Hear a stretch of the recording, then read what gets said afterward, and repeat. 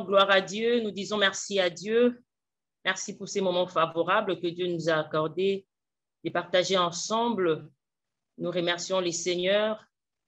Je salue la présence du Saint-Esprit. Je salue la présence de tout le monde présent en ces lieux. Que vraiment Dieu nous fasse du bien, énormément du bien. J'aimerais inviter tout le monde dans la prière, toute personne présente. J'aimerais que nous puissions prier avant de commencer. Seigneur, nous te disons merci parce que tu es bon. Merci pour ta fidélité, merci pour ton amour. Merci de permettre cette réunion éternelle de partout ailleurs. Merci, oh Dieu, de nous donner la force, la vie. Seigneur, nous te disons merci. Nous sommes infiniment reconnaissants. Saint-Esprit de Dieu, nous t'invitons. Viens atteindre tes objectifs, Seigneur. Nous voulons le véritable Dieu par cet enseignement, qu'un couple soit guéri, qu'un couple soit sauvé, qu'un couple soit délivré, qu'un couple soit restauré, que le Seigneur nous fasse énormément du bien. Ceux qui étaient dans la dérive, qu'ils puissent retourner sur le droit chemin. Merci, cher Saint-Esprit. Nous comptons sur toi et te faisons confiance. Au nom de Jésus, nous avons ainsi prié et nous disons tous ensemble Amen. Amen, Amen. Amen, nous commençons. Et avant tout, j'aimerais saluer mon directeur qui me suit maintenant de l'IBTD, Institut biblique et théologique de Dortmund en Allemagne. Je vous salue, Dr. Kani, je salue Pasteur Florine, je salue Pasteur Marlise, je salue tout le monde, tous serviteurs de Dieu présents en ces lieux. Je vous salue au nom de Jésus-Christ. Et sans plus tarder, nous commençons déjà notre enseignement de ce soir. Et j'aimerais nous inviter à lire deux passages de base. Nous avons deux passages. Nous avons Actes chapitre 27, 9 à 15. Et nous allons lire également Cantique des Cantiques, chapitre 2, le verset 15. Je lis au nom de Jésus. Un temps assez long s'était écoulé et la navigation devenait dangereuse, car l'époque même de jeûne était déjà passée. C'est pourquoi Paul avertit les autres en disant « Ô homme, je vois que la navigation ne se fera pas sans péril et sans beaucoup de dommages, non seulement pour la cargaison et pour les navires, mais encore pour le personne. » Le centenier écouta le pilote et les patrons du navire plutôt que les paroles de Paul. Et comme les ports n'étaient pas bons pour hiverner, la plupart firent d'avis de les quitter pour tâcher d'atteindre Phénix, port de Crète qui regarde les sud-ouest et les nord-ouest afin d'y passer l'hiver. Un léger vent du sud vint à souffler et se croyant maîtres de l'air des saints, ils levèrent l'ancre et côtoyèrent de près l'île de Crète. Mais bientôt, un vent impétueux qu'on appelle Hérakilon se déchaîna sur l'île. Le navire fut entraîné sans pouvoir lutter contre le vent et nous nous laissâmes aller à la dérive. Et Cantique des Cantiques, chapitre 2, le verset 15, je veux lire « Prenons-nous le renard, le petit renard qui ravage le vigne, car nos vignes sont en fleurs. Évitons les bauches d'Hérakilon. » Évitons les bauches d'Hérakilon. Avant d'entrer dans notre enseignement, j'aimerais que nous puissions ensemble comprendre notre thème. Il y a eu beaucoup de gens qui se plaignaient de dire, voilà, ébauche, Hérakilon, ben c'est rien du tout. On ne voulait rien compliquer. L'ébauche d'Hérakilon veut tout simplement dire ceci. J'aimerais expliquer tous les thèmes pour que nous puissions aller ensemble. Évitons, nous connaissons tous évitons, vient du verbe éviter, qui veut dire échapper à. Ne pas permettre à une chose d'arriver. Éviter veut encore dire c'est détourner de personnes ou des choses dont la rencontre serait désagréable ou nuisible. Je viens encore répéter ça, c'est très bien. Éviter veut dire c'est détourner de personnes ou de choses dont la rencontre serait désagréable ou nuisible. Éviter, c'est-à-dire encore, c'est garder de. C'est garder de quelque chose. C'est garder d'un problème, éviter un problème, dire non à quelque chose qui peut être nuisible dans ta maison, dans ton foyer, avec ton mari. Dire non à tout ça. C'est ça, éviter. J'ai vraiment aimé cette définition. Donc, c'est détourner.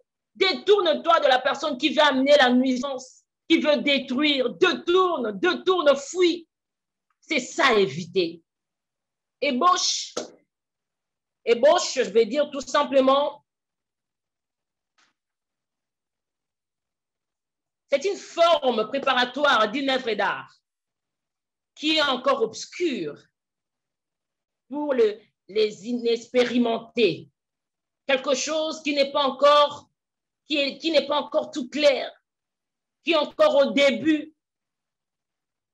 C'est aussi la préparation d'un ouvrage, des sculptures, premier essai, les débuts de quelque chose.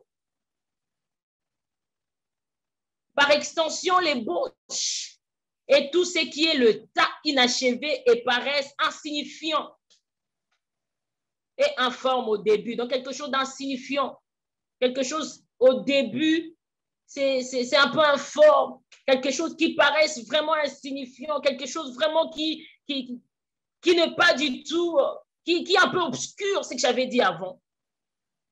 Voilà, c'est ça, ébauche. Héraclon, maintenant, nous allons comprendre par Héraclon, nous avons vu ça également dans notre texte de base que nous avons lu dans Actes chapitre 27. Héraclon, c'est les termes, ces termes Héraclon combinent deux mots. Le mot latin, akilo, veut dire vent du nord. Vent du nord. Et le mot grec, russe, qui veut dire vent violent d'hiver, du sud-est. Donc, ça peut également signifier un violent tourbillon. C'est ça, Héraclon. Un vent violent, un vent impétueux, un tourbillon violent. C'est ça, Héraclon.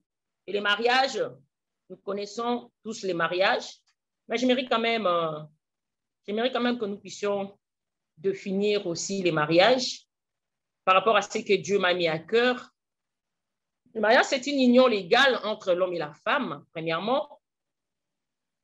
Et deuxièmement, c'est une mission que Dieu nous donne auprès de l'autre. C'est la mission que Dieu nous donne auprès de l'autre. C'est aussi ça le mariage. Nous devons être conscients que dans les mariages, nous sommes appelés à vivre ensemble tous les jours, sans possibilité de séparation. Vivre tous les jours ensemble, sans possibilité de séparation. Le mariage n'est pas un rendez-vous de recevoir. En fait, c'est vraiment ce qui me fait mal. Les personnes qui n'ont pas été enseignées avant d'entrer dans les mariages, ils sont venus avec une pensée que quand je vais entrer dans mon mariage, je viendrai pour recevoir. Le mariage n'est pas un rendez-vous de recevoir, mais de donner. Lorsqu'on vient dans les mariages, nous venons pour apporter quelque chose, donner à l'autre, aider l'autre, faire avancer l'autre. Quand l'autre vient avec cette pensée, et toi également avec cette pensée, le mariage ira certainement de l'avant. Des choses à savoir dans le mariage. Nous devons savoir une chose, que votre partenaire est un être humain, un être exceptionnel, unique et complexe. Votre partenaire, c'est un être humain. C'est un être humain. Ce n'est pas un ange. C'est un être humain. Il est exceptionnel, unique et complexe. Votre partenaire change, il peut changer au fil des jours, au fil des temps. Il faut changer, il peut changer.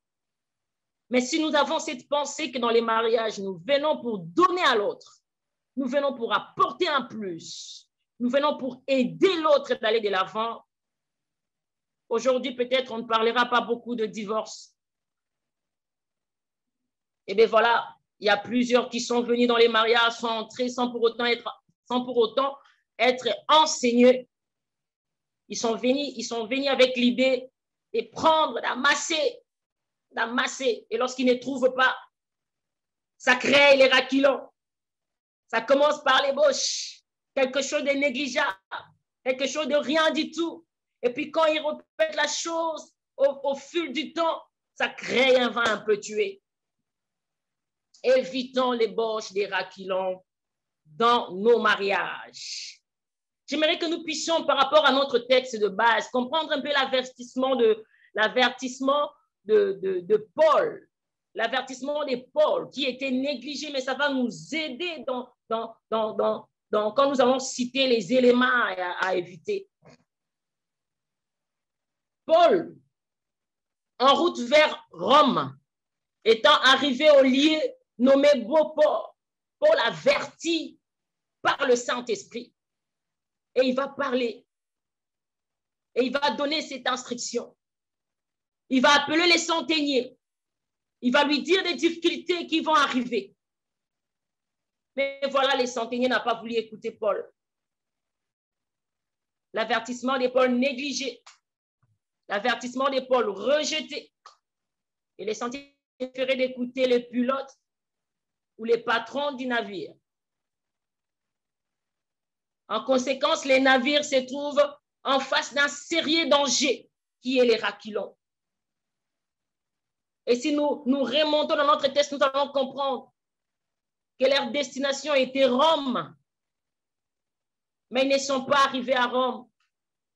Ils sont arrêtés à Malte, à l'île de Malte.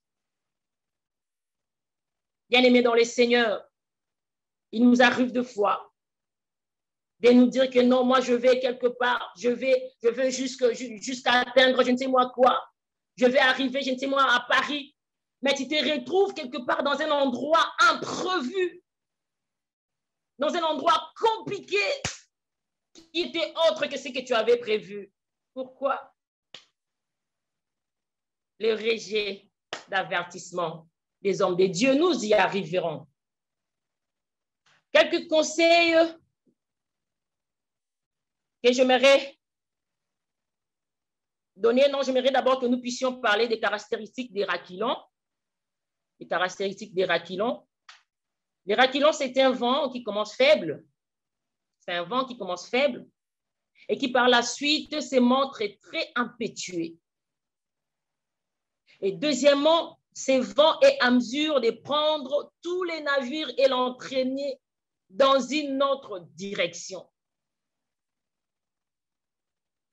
Ce vent est capable de prendre tous les navires et l'entraîner dans une autre direction.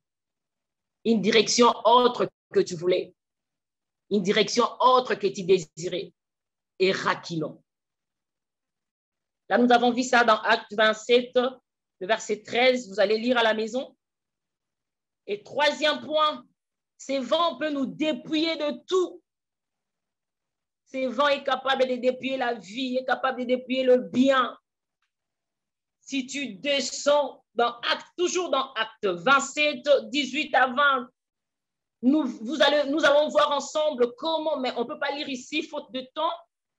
Vous verrez ensemble avec moi comment il y avait de cargaisons, il y avait de biens qui devaient être jetés dans la mer. Les raquilons peuvent nous dépouiller de beaucoup de choses. Les raquilons peuvent dépouiller même la vie, peuvent détruire la vie. Les raquilons peuvent emporter le bien, tout ce que Dieu vous a donné, les raquilons peuvent apporter. Et quatrièmement, ces vents peuvent nous empêcher d'arriver à la destination, sinon nous retarder la vie. S'il ne t'empêche pas d'arriver jusqu'à ta destination, il va te retarder la vie. Au lieu d'aller de l'avant, tu ne feras que reculer. Au lieu d'aller de l'avant, tu vas stagner. Tu vas rester dans un seul endroit. Tu ne sauras pas bouger. Tu ne sauras pas aller ni à gauche, ni à droite. Tu es là stagné. Les rats qui l'ont. Peut empêcher notre destination. Ou sinon, peut nous retarder. Les boches, des rats qui l'ont. Bien aimé, j'aimerais dire à une personne, si le diable ne peut pas empêcher l'accomplissement de la parole de Dieu en toi, dis-moi, il peut se donner le luxe de faire retarder les plans de Dieu dans ta vie. S'il ne peut pas empêcher l'accomplissement de la parole de Dieu qui est en toi, il se donnera le luxe de faire retarder les plans de Dieu dans ta vie. Alors, nous devons faire très attention. J'espère que nous avons compris notre thème. C'est maintenant clair. Éviter les bauches des rats qui l'ont dans nos mariages. Éviter les choses qui semblent faibles, qui semblent insignifiantes, qui ne représentent peut-être rien à tes yeux, mais plus tard, ça deviendra un petit un vent violent qui va ravager les mariages, qui va détruire ton foyer, qui va détruire ton couple. L'homme se retrouve à gauche, la femme à droite. Évitons les bauches des rats qui l'ont. Et quels sont ces éléments? Nous allons citer quelques éléments qui provoquent les rats qui l'ont dans nos foyers. Je sais qu'il y en a beaucoup, ma liste n'est pas exhaustive. Il y a des hommes de Dieu peut-être passeront ici pour ajouter d'autres. Le peu que moi je sais, le peu que moi je connais, peut-être d'autres j'ai oublié. J'aimerais partager ensemble avec toi quelques éléments qui provoquent les rats qui l'ont dans nos foyers. Premièrement, nous allons noter l'entretien des relations intimes avec le sexe opposé autre que son conjoint. L'entretien des relations intimes. Femme, homme, tu es marié, mais comment tu entretiens les relations intimes avec d'autres femmes, avec d'autres hommes? Tu es déjà marié, tu es dans le mariage. Comment tu peux continuer à entretenir cette relation de sexe opposé? Bien aimé, nous devons faire très attention. Tu peux les trouver moindres. Tu peux dire que personne ne me voit. Tu peux dire que ma femme ne connaît pas. Je le fais juste à l'heure de la pause. Ça emportera ton foyer un jour. Les rats qui l'ont arrivera, le vent violent à cause de ce que tu es en train d'entretenir. Bien aimé, lorsqu'on entretient de relations intimes avec le sexe opposé, en tout cas, c'est purement l'infidélité. Ça conduit à l'infidélité. C'est purement l'infidélité. Infidélité vis-à-vis de ton conjoint. C'est le manque de respect de l'autre. Tu ne respectes pas ta femme. Tu ne respectes pas ton homme. Tu ne respectes pas ton mari. Tu ne respectes pas la femme que tu as honorée. Lorsque tu entretiens ces relations, nous devons vraiment arrêter parce que c'est chaud. Ça peut commencer avec un. Tu dis, bon, voilà, je vais m'arrêter là. Et puis après, ça appellera l'autre. Et puis après, tu vas dire que non, dans une année, je vais arrêter. Et quand tu vas te dire que non, je vais arrêter, c'est alors que les rats qui l'ont vont apparaître dans ton couple. Parce que c'est ce que le diable aime. C'est ce que le diable attend de nous. Peuple de Dieu, enfants de Dieu, nous devons faire très attention avec ces choses. La Bible déclare dans Proverbe 31, le verset 12, elle lui fait du bien et non du mal tout le jour de sa vie. Cette femme lui fait du bien. Il fait qui du bien? Il fait à son homme, à son mari. Il lui fait du bien. Tout. Nous devons apprendre à faire du bien à l'autre. Fais du bien à ton mari. Fais du bien à ta femme. Fais du bien chaque jour de ta vie. La Bible dit tout le jour de sa vie. Elle fait du bien. Et cette infidélité apporte tellement beaucoup de choses également dans la famille. Il y aura manque d'amour. L'amour, vous allez perdre l'amour. Vous allez commencer à vous critiquer. Et quand tu vois un conjoint critiquer l'autre, c'est qu'il expose l'orgueil et l'égoïsme qui se trouve dans son cœur. Ça nous amène dans plusieurs choses. Et deuxième élément, légèreté dans le langage avec le sexe opposé. Légèreté. Légèreté dans le langage. Femme mariée, homme marié, couple vainqueur. Nous devons dire non à la légèreté. Légèreté dans le langage avec le sexe opposé. Permettez-moi une fois, il y a une femme qui est venue me voir en me disant, maman Rebecca, je n'ai pas apprécié cet homme. Pourquoi il peut me dire ça? Il est marié, je suis mariée. Mais en tout cas, excusez-moi, couple vainqueur, j'aimerais vous dire ces choses. Comment d'autres hommes ont cette facilité-là? Tu apprécies les parties du corps d'une autre femme. Tu le dis en face, comme ça. Quelle légèreté! Quelle légèreté! Nous devons éviter ces choses. Apprécier les seins d'une autre femme, tu regardes la taille d'une autre femme, tu parles de tes fesses. Excusez-moi, en tout cas, je dois dire ces choses. Parce que des fois, nous chrétiens, nous cherchons à faire semblant, à se cacher. Mais il y a des choses qui se passent qui détruisent nos mariages, nos foyers. Légèreté dans les langages. Nous devons éviter ces légèretés dans les langages. Écoutez-moi, Proverbe 12, 18, la Bible dit, tel qui parle légèrement blesse comme un glaive. Mais la langue sage apporte la guérison. Tel qui parle légèrement blesse. Quand tu parles, tu te trouves dans la légèreté, tu blesses ton conjoint. Tu blesses ta conjointe. Femme, couple vainqueur, nous devons dire non à ça. Troisième élément, c'est la colère. La colère. La colère. À chaque fois, tu es fâcheux. À chaque fois, tu te mets en colère. Que ce soit les hommes, que ce soit les femmes, je parle à tout le monde. Toujours en colère. Il y a de cet homme qui frappe, qui arrive à frapper même leurs femmes. Oh my God. Pitié, Seigneur. J'implore ta miséricorde sur de telles personnes. Il y a des hommes qui frappent leurs femmes. À cause de la colère, tu vas remarquer des traces de la colère dans la maison. Ils cassent même de télévision, ils parlent là-bas, ils cassent ceci, ils cassent là, de photos de la maison, ils cassent. Partout, ils passent, ils cassent. Si sa colère monte, lui, il laisse des traces. Bien aimé, j'aimerais nous parler un jour. J'avais un ami. Je vis sa soeur, sa petite soeur, avait un problème au niveau de la mâchoire supérieure. Un jour, j'ai demandé à cet ami, j'ai dit, pourquoi ta soeur est comme ça? Regarde, cet ami, c'est qu'il va me dire, il a dit, tu connais mon père, il se fâche à tout moment. Il se fâche à tout moment. Et sous cette colère, il avait pris l'enfant quand l'enfant était encore petite. Il a pris la fille, il a propulsé, il a jeté l'enfant, je ne sais où. L'enfant est allé se cogner sur une pierre, sur la mâchoire inférieure, l'enfant est formé. Et cette fille grandit avec de blessures. Pourquoi lorsqu'elle passe avec ses sœurs en route, on apprécie ses sœurs, pas elle? La colère. La colère.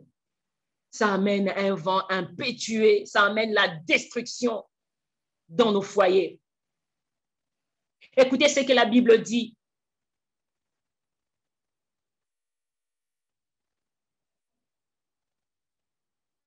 C'est lui qui est prompt, Proverbe 14, 17. Proverbe 14, le verset 17, c'est lui qui est prompt à la colère, fait des sottises. C'est lui qui est prompt, tu es vite à la colère. Toi, tu te fâches trop vite. C'est lui qui est prompt à la colère, fait des sottises. Et l'homme plein de malice s'attire la haine. Écoute encore Proverbe 15, le verset 1. Une réponse douce calme la fureur, mais une parole dure excite la colère. la colère. Et lorsque tu te fâches, tu as des paroles dures qui blessent, des paroles dures qui détruisent. Couple vainqueur, que Dieu nous aide. Que Dieu nous aide. Nous devons abandonner ces choses. Quatrièmement, la mauvaise compagnie. La mauvaise compagnie. Écoutez, la Bible dit ceci dans 1 Corinthiens 15, le verset 33. Ne vous y trompez pas. Les mauvaises compagnies corrompent les bonnes mœurs. Ne vous y trompez pas. Les mauvaises compagnies corrompent les bonnes mœurs. Hommes, femmes, qui fréquentes-tu? Hommes mariés. J'ai affaire aux mariés, hein? Hommes mariés, couple vainqueur, serviteur des dieux, tu me suis, tu es là. Qui fréquentes-tu? Qui tu fréquentes? Femme des dieux, servante des dieux, qui tu fréquentes? Quel est ton entourage? J'avais du mal, une fois il y a une de mes filles est venue me voir, elle venait se marier à peine une année. On l'avait mitée, elle venait de l'Est, elle est venue à Boma. Elle m'a dit, maman Rebecca, mon mari retourne toujours à 3 heures du matin. J'ai dit, pourquoi tu ne lui poses pas la question? Il a dit oui. À chaque fois quand je lui pose la question, il me dit, j'ai l'impression comme si je ne me suis pas encore mariée. Je sens comme si je ne me suis pas encore engagée, je ne suis pas encore mariée. Il traîne toujours avec ses amis célibataires. Je ne suis pas contre ça. Mais nous devons savoir quand même faire la part des choses. Quand tu es marié, tu dois savoir faire la part des choses. Tu es marié, tu es engagé, tu as des responsabilités, tu as un engagement. Tu dois vite retourner à la maison pour regarder l'enfant d'autrui. Toi, tu es femme, à tout moment, des amis célibataires et tout. Et ils vont de gauche à droite dans des marchés chercher les habits et tout. Pas toujours avec elle. Quand est-ce que tu vas rentrer dans ta maison pour préparer, prendre soin de ta maison, accueillir ton mari? Quand? Des mauvaises compagnies corrompent des bonnes mœurs. Que Dieu nous aide, couple vainqueur. Cinquièmement, la jalousie dans les foyers. Oh là! La jalousie dans les foyers, même au milieu des enfants des dieux. Nous voyons la jalousie. Ça crée de tempêtes. C'est les boches qui semblent encore rien, mais ça crée. Ça crée. Ça amène le vent impétueux. J'ai vu un homme jalouser sa femme. Oh là. Un homme jalouser sa femme. La jalousie dans le foyer. Cet homme, tellement qu'il n'avait pas vraiment étudié, il était complexé. Il ne voulait pas que sa femme parle lorsqu'il est au milieu des gens. Il refusait le fête pour sa femme parce que les gens appréciaient sa femme.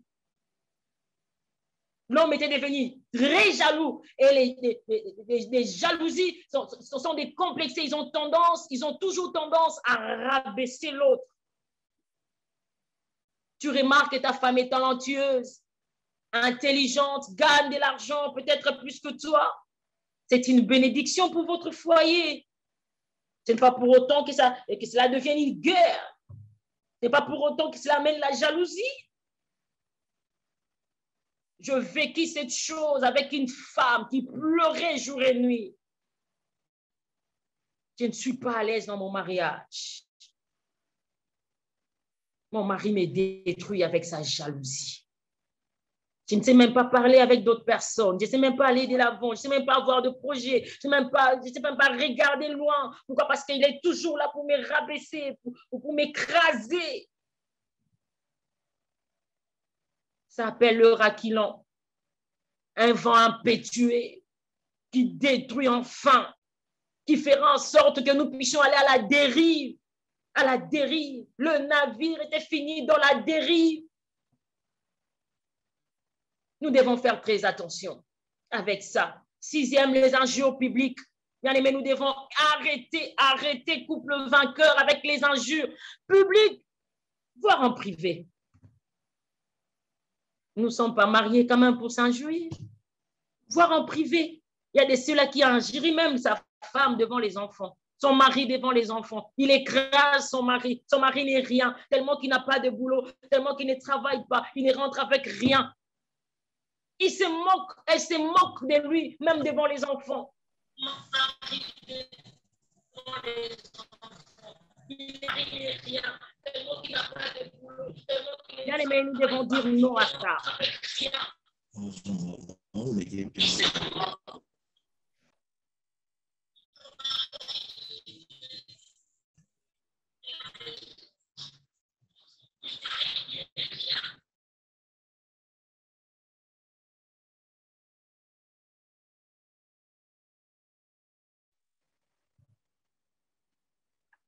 Et l'autre point, c'est le fait de rappeler les fautes et les défauts de l'autre. De rappeler les fautes, le fait de rappeler les fautes et les défauts de l'autre. Voir les défauts corporels. Un jour, j'avais très mal. J'avais vraiment mal. Il y a une femme qui est venue me voir. Elle m'a dit, maman Rebecca, même quand je m'habille bien, mon mari me dit toujours, hey, tu es bien habillée, mais ton ventre. Homme, rappelle-toi quand tu as commencé avec cette femme, comment elle était. Elle n'avait pas ses ventres. Si aujourd'hui elle a ses ventres, c'est parce qu'elle a accepté de porter les enfants pour toi. Elle a accepté tout ça. Avec le temps, des fois, il y a déformation de corps. Mais comment tu commences à regarder dehors parce que ta femme, après les accouchements, après la maternité, elle a changé d'apparence. Rappeler à l'autre ses défauts. Voilà que tu ne sais pas manger. Voilà que tu ne sais pas marcher. Voilà que tu ne sais même pas t'habiller. Voilà que tu as un niveau d'études moins élevé que moi. Voilà que tu es pauvre. Voilà d'où tu viens. Tu viens d'une famille pauvre. D'ailleurs, je t'ai lavé. Excusez-moi, je m'aimerais dire ça en lingala, ça sera bien à Sokolayo. Femme, homme, nous devons arrêter ça. Si toi, tu es né dans une famille riche, j'aimerais te rappeler une chose. Que la Bible dit, Dieu, il retire le pauvre dans la poussière et le fait asseoir avec les grands. Si toi, tu es grand, Dieu a permis que ces pauvres viennent s'asseoir avec toi. C'est pour que tu l'amènes dans le même standing que toi. Ce n'est pas pour rappeler d'où elle vient, d'où il vient. Ces choses attirent les vents impétueux et ces vents nous amènent à la dérive. Ces choses attirent les raquilons.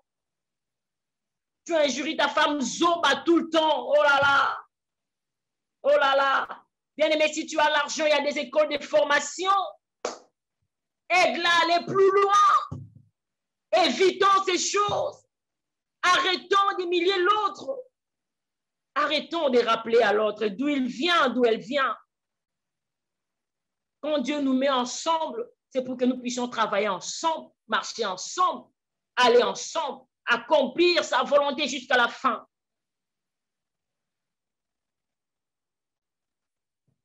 Dieu est souverain. Dans sa souveraineté, il sait pourquoi il mélange les pauvres et les riches. Écoutez, la Bible nous dit dans Proverbe 17, le verset 9, c'est lui qui couvre le faute, cherche l'amour. C'est lui qui couvre le faute, cherche l'amour. Et c'est lui qui la rappelle dans les discours, divise. C'est lui qui la rappelle, divise. Mais c'est lui qui couvre, cherche l'amour. Mais c'est lui qui rappelle, divise. Alléluia. 8e point, négligence des avertissements reçus de serviteurs de Dieu. La négligence des avertissements reçus des serviteurs de Dieu, femmes, hommes, couple vainqueur.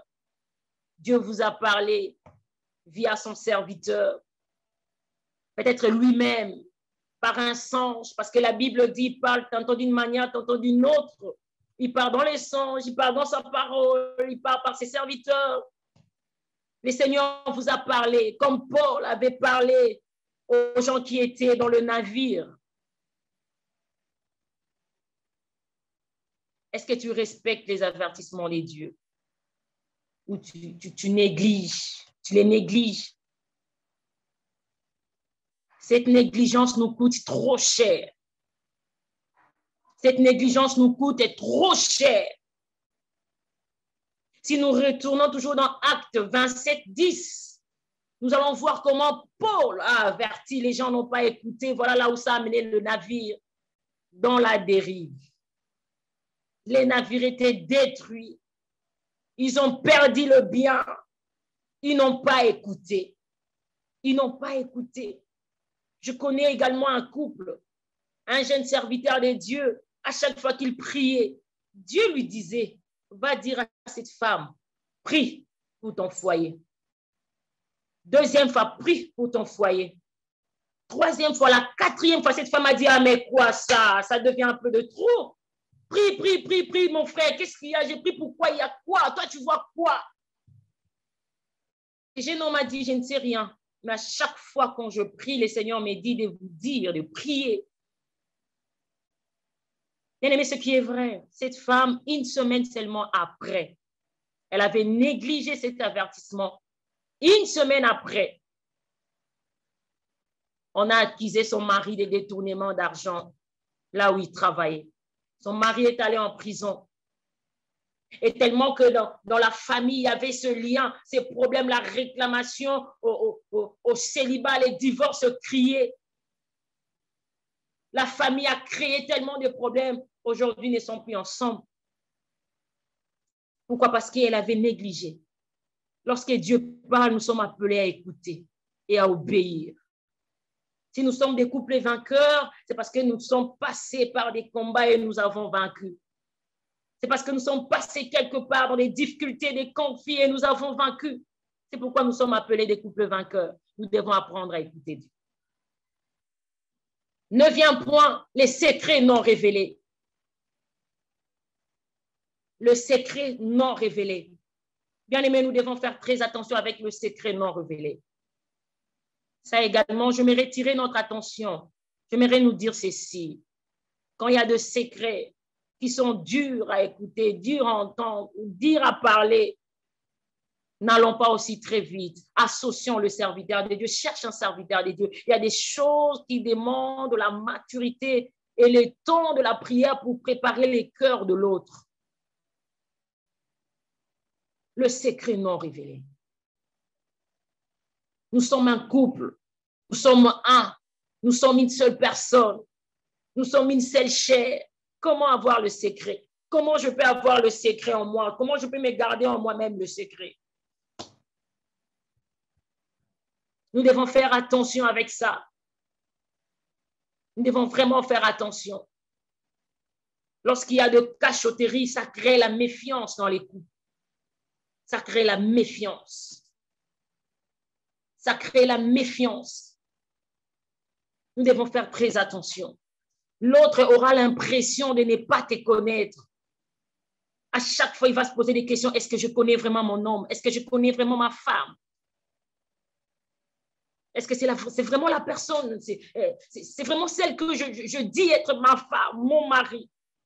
Il y aura des doutes. Ça va créer de méfiance. Nous devons dire non à ça.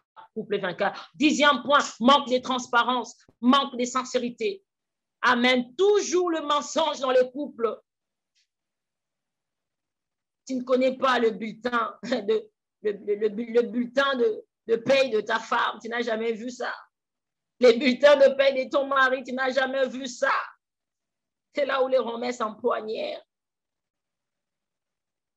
Très compliqué. Manque de transparence, manque de sincérité.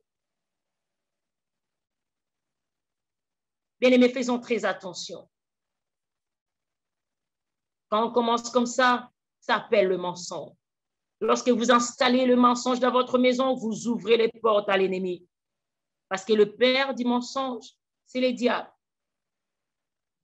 Vous invitez, vous logez le diable en personne dans votre couple. Comment ne voulez-vous pas avoir des combats? Comment ne voulez-vous pas avoir des conflits? Parce que vous logez le diable en personne dans votre couple à cause des mensonges,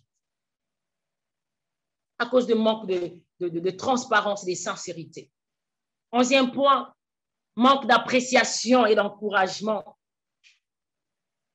manque d'appréciation et d'encouragement. Bien-aimés, nous devons savoir d'apprécier l'autre. Nous devons apprendre à apprécier l'autre. Nous devons apprendre à apprécier. Apprends l'homme. Papa, apprends à apprécier maman. Maman, apprends à apprécier papa. Quand il s'habille bien, il faut apprécier. Quand il fait quelque chose dans son travail, il faut encourager. Quand il est en train de suivre un dossier qui n'a pas encore fini, dis, vas-y, je t'encourage, ça ira. Tu vas réussir. Nous devons apprendre à encourager l'autre d'aller de l'avant. Nous devons apprendre à encourager l'autre dans son travail, l'aider dans son travail. C'est tenir main dans la main, accompagner l'autre. Sœur, femme, homme, est-ce que tu encourages ta femme ou tu la décourages? Est-ce que tu encourages ta femme dans ce qu'elle fait? Tu encourages ton homme dans ce qu'elle fait? Ou tu es là pour décourager? Toi, tu n'apprécies que les autres femmes. Toi, tu n'apprécies que les femmes qui sont en dehors de ta maison. Nous devons savoir apprécier. Maman, ce que tu apprécies, laisse-moi te dire, hein, il y a une secrétaire là où ton mari travaille qui l'apprécie chaque jour. Et tout homme aime être apprécié. Lorsqu'on l'apprécie aujourd'hui, on l'apprécie demain, après-demain, le cœur commence à partir. Et ça va attirer les rats qui l'ont. Ça commence petit. Ça commence comme une boche. Rien du tout. Ah, il m'a apprécié. Bon, c'était seulement pour aujourd'hui. Hein. Et elle va continuer pour apprécier encore et encore. Il va apprécier demain. Il va apprécier demain. Il va apprécier le lendemain. Et voilà, c'est parti. Est-ce que tu apprends à apprécier la coiffure de... Elle passe 1 heure, 2 heures du temps au salon là pour des make-up et tout. Quand elle vient, elle passe, elle retourne, elle passe, elle retourne. Sans être appréciée. Papa, ça, c'est la ngoyo. Parlons-en. Est-ce que tu apprends à apprécier ton mari lorsqu'on l'a coiffé, lorsqu'il s'habille bien, lorsqu'elle a bien préparé ta femme, la nourriture sur la table, et quand tu manges, tu dis waouh à la fin et ça s'arrête là. Est-ce que tu apprends à apprécier l'autre? Ou soit tu te délivres, il faut tout ça, la prière, il y a délivrance, il y a mbanga pour les femmes et pour les hommes. Que nos bouches soient délivrées pour savoir parler, encourager et apprécier. Le couple n'est pas appelé à être un duel. Nous ne sommes pas un duel, mais nous sommes un duo. Nous sommes un. Nous ne sommes pas divisés, nous ne sommes pas séparés. Si on est duel, le couple sera détruit. Nous devons savoir une chose, que dans les couples, les tensions, les conflits, les incompréhensions sont inévitables. Ça arrive. Ça arrive. Et si on ne sait pas le gérer, c'est ça qui crée un vent impétueux. C'est ça qui créera enfin un violent tourbillon et raquilon. Que le Seigneur nous aide. 12e point, le fait de ruminer les disputes passées. Toi, tu ne fais que ruminer. Il y a eu des disputes. Il y a un problème avec ton mari. Vous êtes fâchés. L'autre a demandé pardon. C'est fini. Ça devait finir. Toi, tu ne fais que ruminer. Tu ne fais que répéter. Tu ne fais que reprendre ce qui était déjà passé. Ça crée les raquilons. Ça crée les raquilons. Parce que quand tu rumines, lorsque l'autre va venir, sachant que tout était déjà fini, quand il va te parler, tu réponds mal. Il ne comprend pas pourquoi tu réponds mal. Il ne comprend pas pourquoi. Il sait que tout était déjà arrangé. Mais toi, tellement tu as l'habitude de ruminer. Tu as l'habitude tu gardes ce qui était déjà passé. L'autre a demandé pardon, mais toi, tu es toujours là. Écoutez Proverbe 19, 11. La Bible dit, l'homme qui a de la sagesse est lent à la colère. Et il met sa gloire à oublier les offenses. Il met sa gloire à oublier les offenses. Proverbe 19, 11. Il met sa gloire à oublier les offenses. Et 13e point, je vais parler de l'énervement. Je vais parler des attitudes négatives. Je vais parler des visages déprimés, accompagnés des paroles amères. Mais c'est beau, hein? C'est beau de se marier. Mais vivre ensemble n'est pas toujours facile. C'est beau de se marier. Nous devons savoir, comme j'avais dit avant, les conflits, les incompréhensions sont inévitables.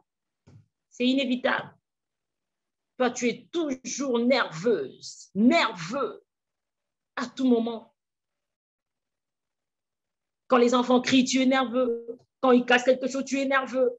Et ta nervosité, tu les déposes. Lorsque ton mari rentre du boulot, tu es parti du boulot, ton patron a crié sur toi, tu es nerveux. Au lieu de laisser les choses au boulot, tu reviens avec cette nervosité, tu les déverses à l'autre, tu les déverses sur l'autre. Des attitudes négatives. Ça crée le raquilon. Ça dérange. 14e point, la mainmise de la belle famille sur les couples. La mainmise de la belle famille sur le couple. Bien aimé, ça crée le raquilon. Ça détruit. Ça détruit nos mariages. Ça nous dégoûte.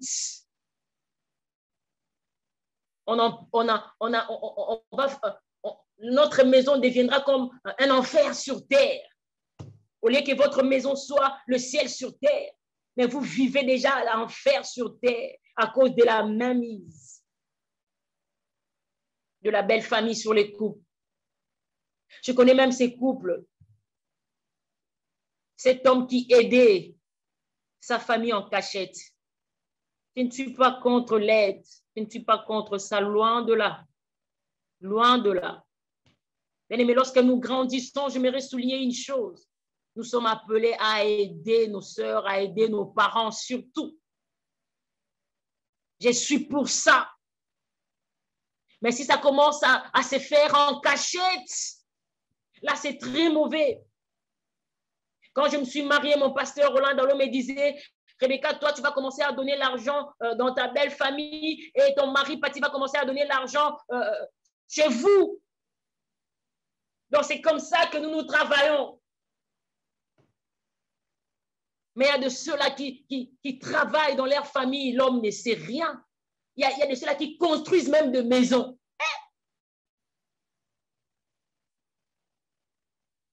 Ça amènera le vol.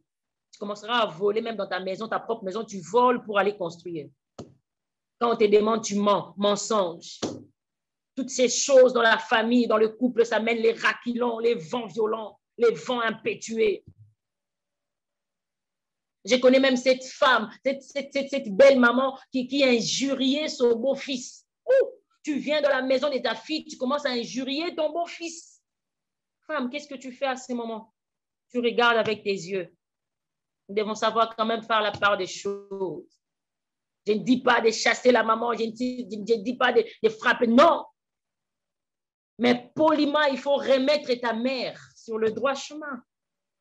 Poliment, il faut remettre ta mère à sa place. Il ne peut pas venir donner des lois dans ta maison. Il injurie ton mari devant les enfants. Il humilie, surtout si la femme travaille et gagne beaucoup plus d'argent que l'homme. Oh là. Évitons. Nous devons éviter ces choses.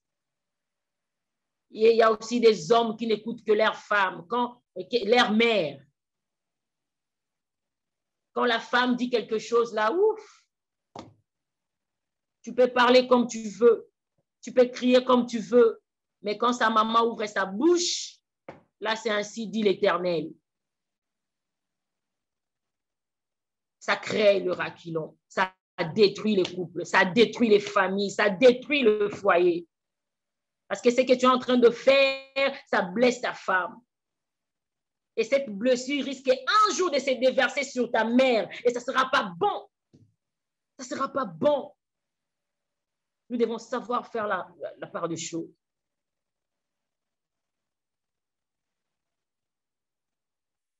Et 15e point, les actions posées sous l'impulsion ou l'influence démoniaque. J'aimerais également parler de ça. Il y a aussi des actions posées sous l'influence ou l'impulsion démoniaque. Bien-aimé, si tu remarques ça dans ta vie, dans ton foyer, il y a des choses que tu n'arrives pas à abandonner. Tu as déjà pris de décisions maintes fois. Mais tu n'arrives pas à abandonner la colère, tu n'arrives pas à abandonner ces actions, tu n'arrives pas. Tu as dit non, j'ai dit non à ça, mais tu n'arrives pas. Il faut associer les serviteurs de Dieu. Il y a d'autres actions que nous posons, c'est sous l'impulsion démoniaque, c'est sous l'influence démoniaque. Pourquoi? Parce que dans nos familles, il y a déjà des autels qu'on a érigés qui crient divorce, qui crient retour au bercail.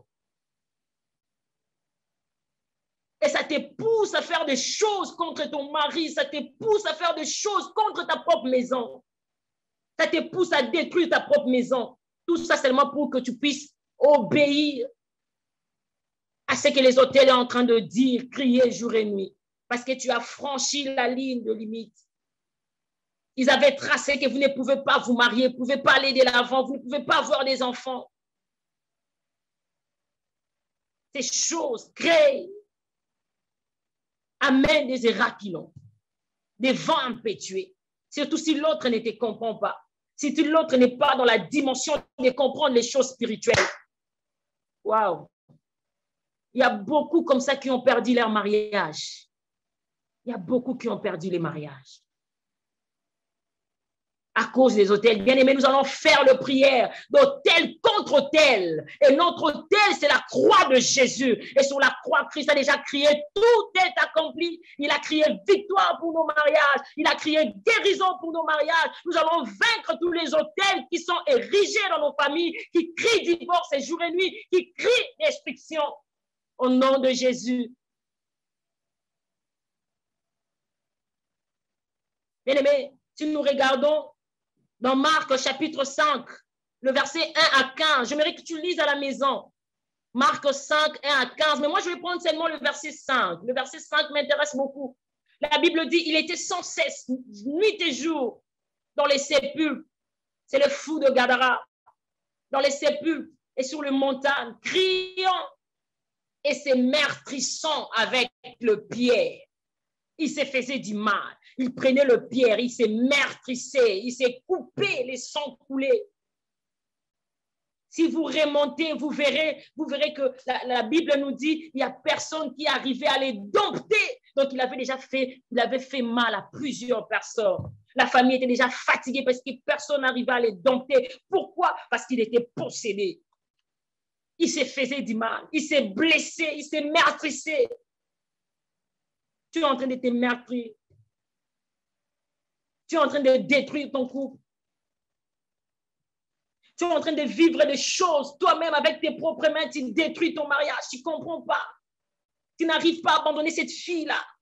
Tu n'arrives pas à abandonner cette relation ancienne-là que tu as laissée il y a longtemps. Tu n'arrives pas à laisser ces petits garçons-là. Tu penses toujours à lui, bien-aimé.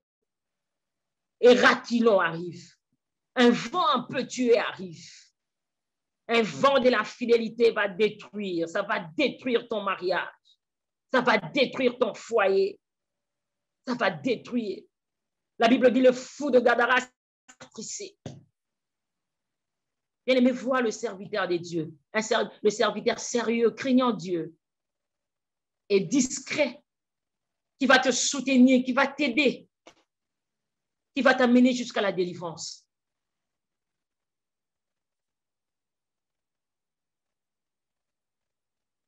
Nous devons dire non. Lorsque nous allons prier, avec toute ta force, tu vas dire non. Tu vas dire non à tous ces esprits, ces hôtels érigés pour pouvoir détruire ta vie, les réclamations familiales qui détruisent ta vie. Tu vas dire non à ça. Non à ça parce que ça appelle le Raquilon. Ton mari n'est plus à l'aise. Il n'est plus à l'aise à cause de tes actions. Il n'est plus à l'aise à cause de ta façon de faire, de parler. Il n'est plus à l'aise.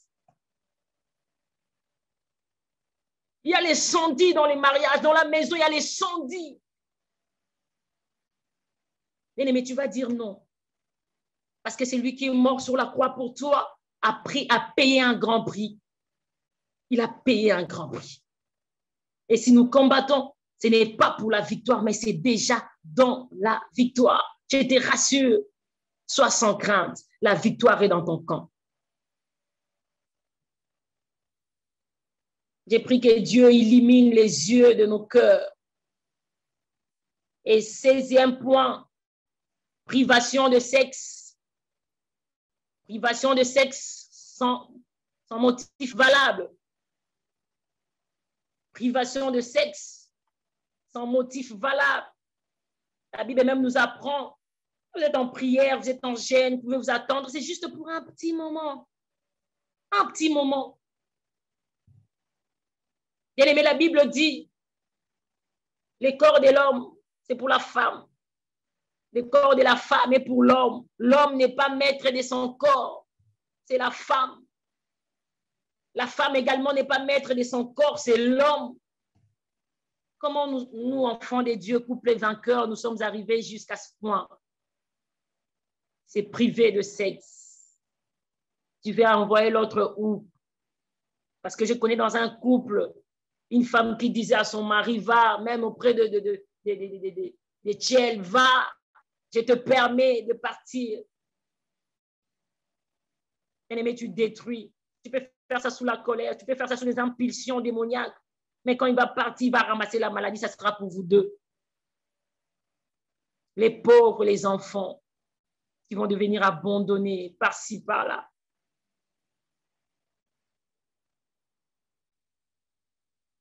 Que Dieu nous fasse grâce.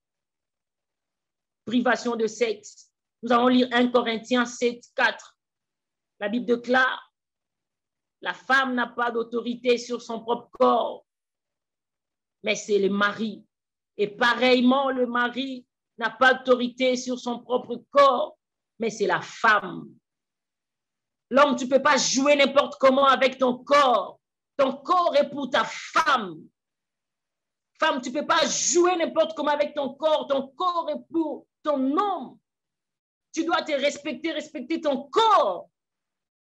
Ton corps ne peut pas être touché, je ne sais pas moi, par n'importe qui. Non, tu es marié. Tu es marié. Il faut te respecter, respecter l'autre. Respecter ton engagement. Comment tu peux priver à l'autre le sexe? Il y a autre chose que je remarque également qui détruit nos foyers aujourd'hui. Dans les cadres de privation de sexe, il y a l'éloignement physique de conjoint. S'il y a un problème, ce problème-là qui a commencé comme ébauche, qui est insignifiant, qui n'a pas vraiment de teneur là et tout, tu te fâches, tu quittes la chambre, tu pars dans la chambre des enfants. C'est comme ça que ça commence. Hein? Non, non, non. Avant ça, ça commence par se donner le dos. Voilà. Tu donnes à l'autre le dos. Et tellement que vous êtes proches, l'autre peut te toucher, tu fuis, tu pars dans la chambre des enfants. Après la chambre des enfants, ça sera les salons. Après les salons, tu vas te retrouver dehors. Combien d'hommes ont fait ça? Ils ont fui leur chambre à cause de petites disputes. Ils sont allés dormir au salon. Et subitement, comme ça, ils ont trouvé des belles sœurs avec des mauvaises positions. Et c'est le départ de toutes choses. À cause de quelque chose de petit, ça crée le raquilon. Tu vas jusqu'à coucher avec la petite sœur de ta femme. Tu vas jusqu'à coucher avec le petit frère de ton mari. À cause de petites choses que vous pouvez arranger, mettre fin. Ça a créé les raquilons, ça a créé les vents violents, les tempêtes. La famille est prête à être divisée, la famille est détruite. Que Dieu nous fasse grâce. Autre chose aussi, des longs voyages sans sa femme. Papa, maman, tu fais des longs... Je ne suis pas contre ça, je ne suis pas contre le voyage missionnaire. Non, non, non, non, je ne suis pas contre ça. Mais quand tu sais que ton voyage est très long, va avec ta femme. Va avec ton mari. Toi, tu voyages qu'avec la secrétaire. Seul avec la secrétaire. Oh. Seul avec la secrétaire. Nous devons faire très attention. Les désirs sexuels ne s'annoncent pas comme de la météo. Préparez-vous, demain il va pleuvoir, demain il fera chaud, un soleil accablant. Préparez vos parapluies, préparez. Les désirs sexuels ne s'annoncent pas. Ne s'annoncent pas. Tu fais des très longs voyages. Tu pars sans ta femme. Et c'est autre phénomène d'installer le famille. Je ne suis pas contre ça. Si c'est pour des raisons médicales, il serait mieux que toute la famille parte. Si c'est pour les raisons, justement, des études des enfants, essayons un peu de réfléchir. L'ennemi est en train d'entrer, il cherche des portes, il cherche des choses pour nous détruire. L'ennemi cherche beaucoup de choses pour nous détruire. Tu pars installer ta femme très loin, au Canada, aux États-Unis, en Afrique du Sud, et toi, tu vis au Congo. Tout ça là, tu supportes ça comment? Papa, tu supportes comment? Comment tu te débrouilles? Voilà. Tu te débrouilles comment? Mais j'ai vu des hommes mariés venir chez moi pour demander la prière parce qu'ils ont eu beaucoup de temps, ils ont passé beaucoup de temps dans la masturbation parce que la femme n'est pas là. La femme n'est pas là.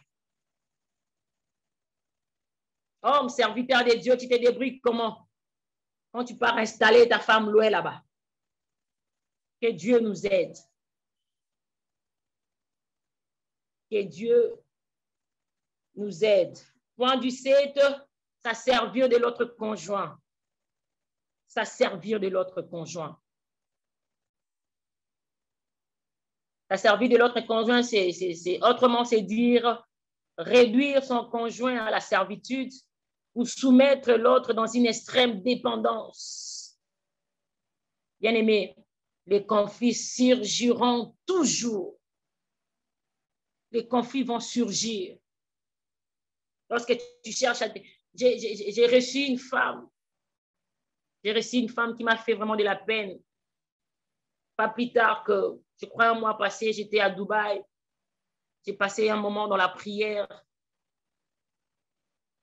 Cette femme est venue me voir. Elle m'a dit, maman Rebecca, Abi, je ne viendrai plus ici à Dubaï. Je dis, mais pourquoi? Il y a des gens qui ont envie de venir et tout. Abi, non, moi, je ne viendrai plus. Je dis, ma soeur, pourquoi? Abi, mon mari se sert de moi. Tout ce que je fais, tout l'argent que je fais, il prend cet argent, il l'amène dans sa famille. Et moi, je me retrouve comme ça depuis que je me suis mariée. Ma famille me dit que je suis devenue une mauvaise personne. Pourquoi? Parce que l'homme se sert de moi.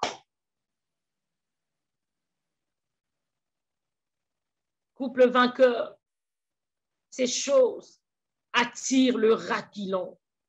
Et cette femme a dit, comme cet homme veut se servir de moi, moi également, je chercherai d'autres moyens. Je vais chercher d'autres hommes. Je vais faire ceci, je vais faire cela. Le mariage est déjà dans la dérive. Quelque chose que toi, peut-être, tu ne considères pas. Quelque chose que toi, tu trouves insignifiant, tu négliges. Or que l'autre a déjà pris des décisions. Évitons cela. Ça nous amène à la dérive. On n'est pas là pour servir, pour se servir de l'autre. On est là pour servir l'autre.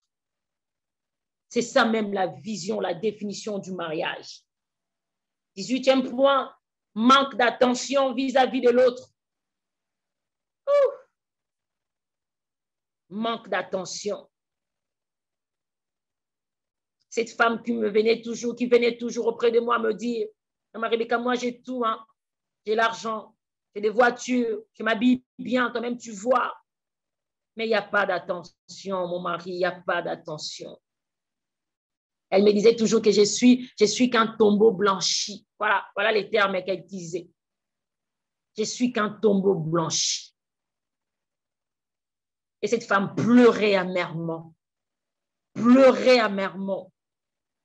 Elle versait des larmes. Bien-aimés, hommes, femmes, évitons cela. Évitons toutes ces choses. Évitons toutes ces choses, ça apporte les raquilons, ça détruit nos familles, nos mariages, ça détruit les couples. Ça détruit. Manque d'attention dans les couples. L'autre conjoint va chercher la consolation ailleurs. L'homme ira chercher la consolation ailleurs. Tout comme la femme ira chercher la consolation ailleurs. Que ne voyons-nous pas aujourd'hui? À cause de manque d'attention, quelqu'un a un problème, ta femme a un problème, ton mari a un problème, mais tu es là comme si tu n'es pas là. Tu ne sais même pas approcher l'autre. Tu ne sais même pas demander l'autre qu'est-ce qui ne va pas. Mais pourquoi mais pourquoi ça? Ah, mais on a dit là-bas quoi? C'est comment maintenant? Nous sommes arrivés où? Toi là, tout ça là n'existe pas, papa spirituel, yaba chaka, yaba baba. Ta femme va regarder ailleurs. Elle regardera ailleurs. Qu'est-ce qu'on n'a pas vu à cause des manques d'attention? Il y a des gynécologues qui commencent à coucher avec des patientes, des femmes qui viennent auprès d'eux. Pourquoi? Parce que les gynécologues commencent à mieux parler. Les gynécologues écoutent les problèmes. Les gynécologues consolent. Les femmes couchent avec des gynécologues. Les avocats, au lieu de conseiller, sortent avec des femmes d'autrui. Pourquoi? Parce que c'est là qu'on l'attend. Et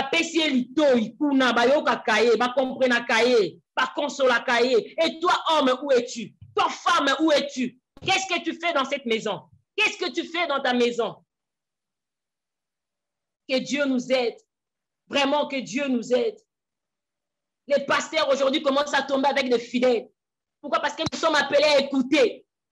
Quand tu écoutes, tu compatis. Quand tu écoutes, tu conseilles. Quand cette femme Nzambe, cette pasteur-là m'écoute bien, c'est lui qui me comprend. Mon mari n'est même pas là. Et la femme commence à venir, l'entretien avec le pasteur, une relation d'aide se transforme à une autre relation. Pourquoi?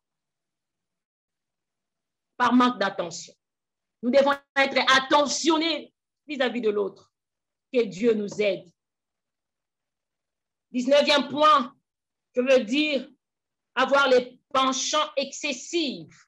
Vous êtes trop extrêmes. Des penchants excessifs. Trop extrêmes. Tu es quelqu'un de très rangé là et allergique au désordre par définition. Quelqu'un de très rangé, de très propre. Je ne suis pas contre ça. Je ne suis pas contre la propreté. Non, je ne suis pas contre ça. Mais si c'est trop extrême, ces genres de personnes ont toujours tendance à imposer à l'autre partenaire, à l'autre conjoint, de respecter la propreté absolue à la maison. Mais non! Tout le monde n'est pas pareil. Nous devons apprendre à nous connaître. Nous devons apprendre à connaître l'autre. Et nous devons reconnaître que l'autre aussi a des atouts, a des potentiels que moi, je n'ai pas. Ce n'est pas seulement toi. Ces choses-là créent les vents. Ça commence par des vents légers, les boches.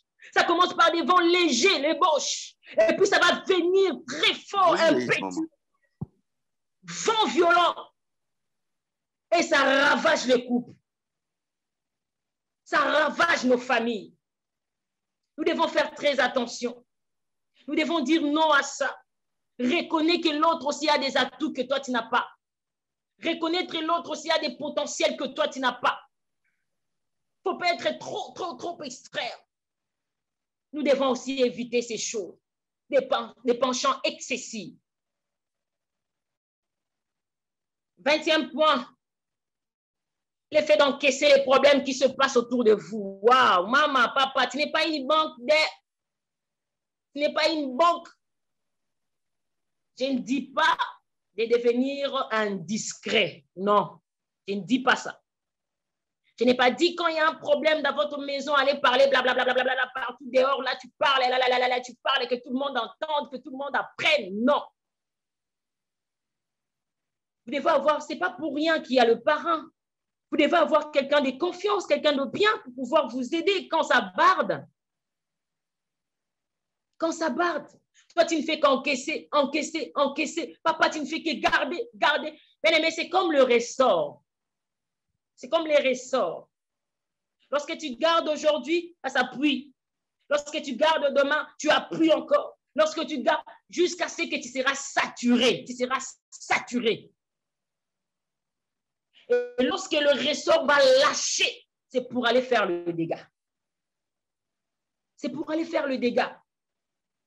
Tu n'es pas une banque pour encaisser, encaisser. Tu risques de te donner de maladies d'estomac, te faire mal. Les mariages n'est pas un lieu c'est pas moi, c'est pas un hôpital. Les mariages n'est pas un lieu de stress. Tu es compressé, déprimé. Pourquoi? Parce que tu fais comme que... Non, libère-toi. Parle avec ton mari, parle avec ta femme. Amen. 21 points, c'est manque de vie de prière. Là, c'est le dernier point. Le point qui dérange, les points qui créent, les ébauches qui amènent le raquilon, manque de vie de prière. La Bible dit dans 1 Thessaloniciens 5, du 7, la Bible dit, priez sans cesse. Nous devons avoir cette vie de prière. Femmes, hommes. Souvent, les gens ont tendance à dire que ce sont les femmes qui prient, c'est seulement les femmes qui prient, c'est seulement les femmes qui prient. Non, non, non. Les hommes aussi. Les hommes, vous êtes de chefs. Dieu vous a donné cette maison pour diriger. Tu es le chef de la femme. Tu dois également écouter Dieu et à donner des instructions à la maison par rapport à ce que Dieu a dit. Comment tu veux seulement que ta femme prie, dit Dieu a dit, Dieu a dit. C'est la femme qui dirige ou c'est l'homme qui dirige? Nous devons apprendre à prier l'homme et la femme. Rester dans la présence de Dieu. Ça nous permettrait également d'éviter des raquilons, d'éviter des bauches, parce qu'il y a d'autres choses que Dieu nous parle. Avant que cela n'arrive, Dieu nous prévient déjà qu'il y a tel ou tel problème que l'ennemi prépare contre ton foyer, contre ton mari, contre ta femme. Si vous êtes de personnes qui demeurent dans la présence de Dieu, vous allez éviter ces histoires-là. Vous allez éviter les raquilons, vous allez éviter les problèmes, vous allez éviter les disputes, les tiraillements inutiles. Ce qu'il faut faire pour maintenant éviter les bauches, qu'est-ce qu'il faut faire? Premièrement, ce qu'il faut faire, il faut savoir communiquer avec son conjoint, premier élément. La communication génère l'attente et consolide le couple. La communication génère l'attente et consolide les couples. Vous devez communiquer. Vous devez parler. Parle avec ta femme. Parle avec ton mari. Ce n'est pas que quand tu reviens du boulot, quand tu ouvres la porte directement, non, non. Cherchez un moment tranquille, un moment propice.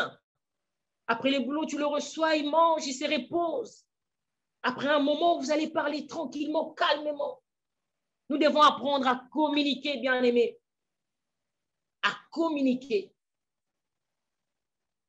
Femmes dans les Seigneurs, couple, vainqueur. J'aimerais ouvrir cette petite parenthèse en disant la communication n'est pas seulement verbale. Il n'y a pas que la communication verbale. Nous devons apprendre aussi à communiquer avec notre corps sans rien dire. Par le geste de tendresse, la chaleur de regard, l'expression de son visage et le sourire, le main sur le bras sur l'autre, la douceur des caresses, c'est la communication. Ça évite, ça nous permet d'éviter les bauches des raquilons. Deuxième élément, c'est la prise de conscience de ce qui se passe autour de votre foyer, la prise de conscience. Nous devons prendre conscience quand il y a quelque chose qui ne va pas dans la maison, quand quelque chose ne tourne pas. Il y a d'autres personnes qui ont l'habitude de s'en foutre des choses. Ils voient comme s'ils ne voyaient pas. Nous devons apprendre.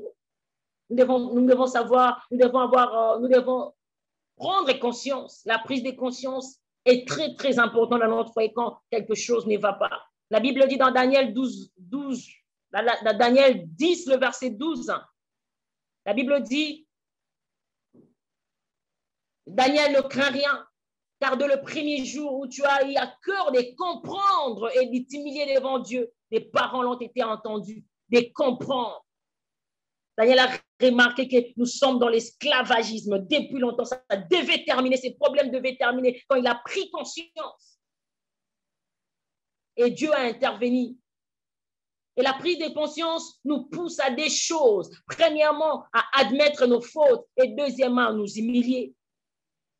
Troisième point, c'est un pardon sincère. Il nous apporte également des choses.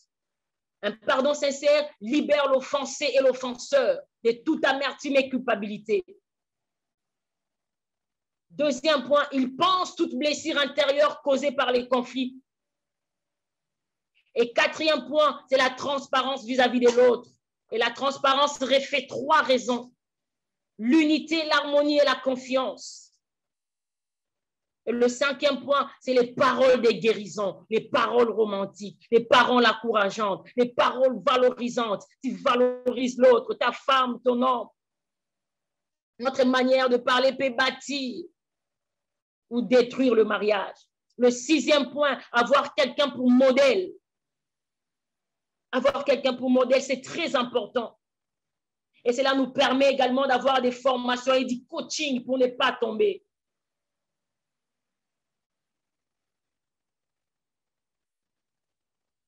Que Dieu nous aide à comprendre ces choses. Que Dieu nous aide à pratiquer ces choses. Et nous allons garder l'harmonie, l'amour dans notre foyer. J'aimerais t'inviter à prier avec moi. Nous sommes arrivés à la fin. J'aimerais t'inviter à prier avec moi. J'aimerais seulement que nous puissions prier. Notre prière ne va pas durer. Nous allons faire que quelques minutes seulement dans la prière. J'aimerais que tu bénis Dieu pour ces messages. Bénis Dieu de t'avoir parlé. Si tu as été touché quelque part, si tu as vu quelque chose, bénis Dieu. Dis à Dieu merci pour ces messages, pour ces temps. Et deuxièmement, tu recommandes ton couple entre les mains de Dieu. Tu vas prier pour ton couple. Dis à Dieu, Seigneur, je te donne mon couple. Je te donne mon mari, je te donne ma femme, je te donne nos enfants. Tout de nous, je te donne. Commence déjà à prier, prie là où tu es, prie avec moi, prie ensemble. Seigneur, je te bénis pour ces moments. Je recommande mon couple entre tes mains.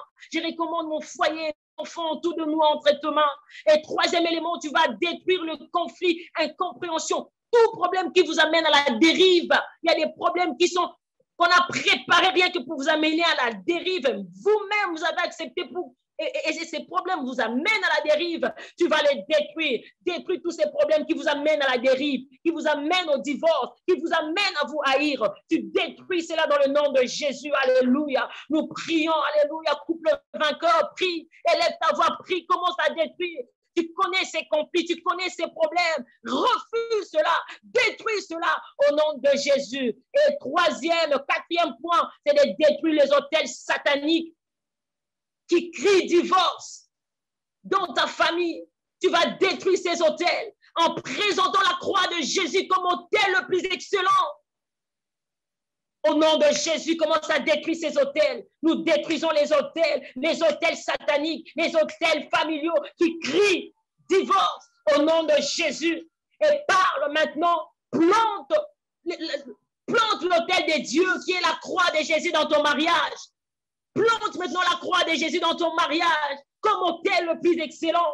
Commence maintenant à planter au nom de Jésus et déclare les paroles positives pour ton couple.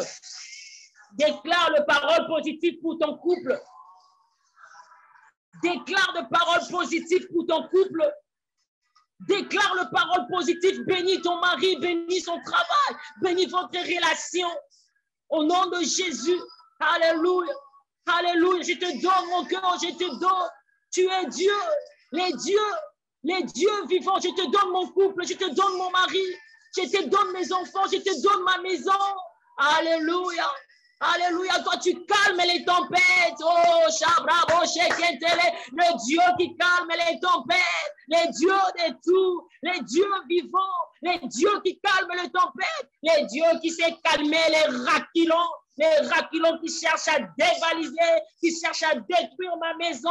Oh, alléluia, merci Jésus. Je déclare que ma maison est bénie. Je déclare que ma famille est bénie, mon mari est béni, mon mariage, mon couple est béni au nom de Jésus. Amen. Que Dieu nous bénisse. Bye bye à tout le monde.